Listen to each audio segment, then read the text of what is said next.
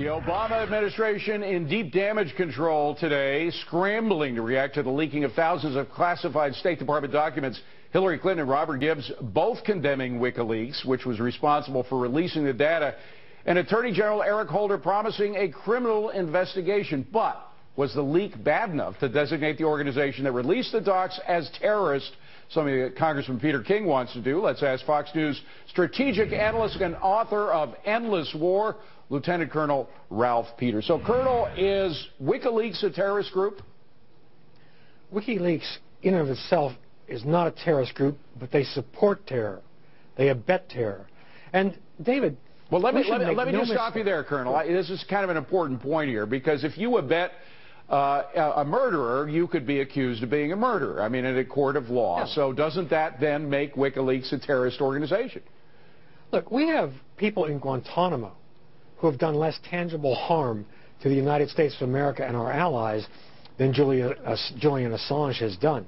We should make no mistake, David, but despite the administration's desperate, panicked efforts to play this down, taken together with the earlier dumps of military documents, this WikiLeaks, a campaign against the United States, represents the gravest national security compromise since the 1940s, when American communists gave atomic bomb secrets to the Soviets. All right, but let's analyze, Colonel, first of all, let us analyze what we have learned, because the actual information is something a lot of people have speculated about for a long time. I mean, it says cut off the head of the snake, the Saudi king referring to Iran.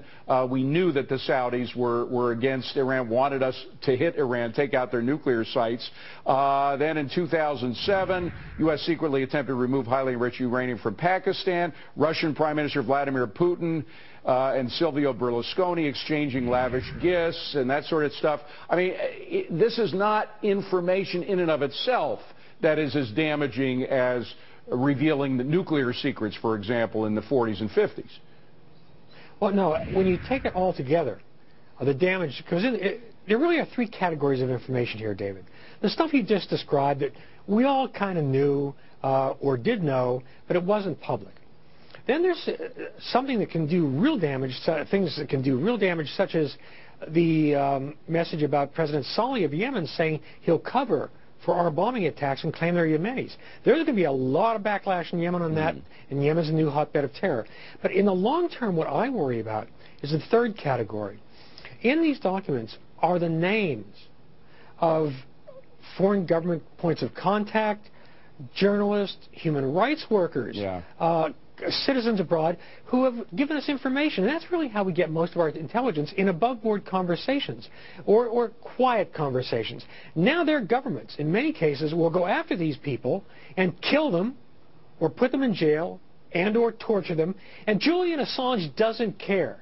This maggot doesn't care. He just wants to get the United States. He roams free, and we, our government, you know, these statements from Eric Holder about, oh, well, we're doing everything we legally can, that's nonsense. This is an attack on the United States, on our security. We have the cyber capability to take down WikiLeaks, could have done it before the first dump of information, could have destroyed their operating systems. President Obama decided not to do it. Why do you think we did not do that?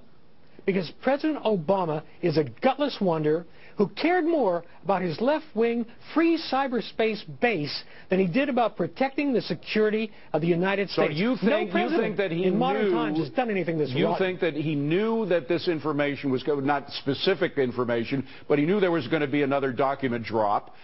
He knew that he could take that out by hitting the servers wherever they were, in Iceland or wherever, and he didn't do it just because he was trying to appeal to the left wing of his base. Look, we could, and also because he's part of this very left-wing movement, that freedom of information is even more important than preserving human lives. We have the capability to track cybercrime anywhere in the world, to go after it anywhere, take it on, and we've done nothing. And I'll tell you, people are stewing about this because President Obama has overseen the gravest compromise, the greatest willful compromise, because he did nothing, of our national security of any president in my lifetime. This is inexcusable.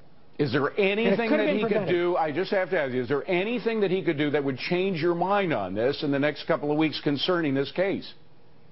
when he didn't go after them in the beginning, he let the genie out of the bottle. But certainly, he could make up for it a little bit by going after Julian Assange. Now, that guy should be on a kill or capture list. We'll never do that. Kill or but capture even Eric list? Holder. Oh, yes. Because of the damage he's done. As I said, David, we've got people in Guantanamo that have done less harm to this country than Julian Assange. When I said WikiLeaks isn't a terrorist organization, I'm splitting hairs because they don't directly kill, but they abet terror. And this guy, as a minimum, Eric Holder, another Weenie of Weenies, should at least issue an international warrant for his arrest for espionage, or even just for receiving stolen goods. Colonel, we do nothing. We got to leave it at that. Colonel Ralph Peters, thank you very much.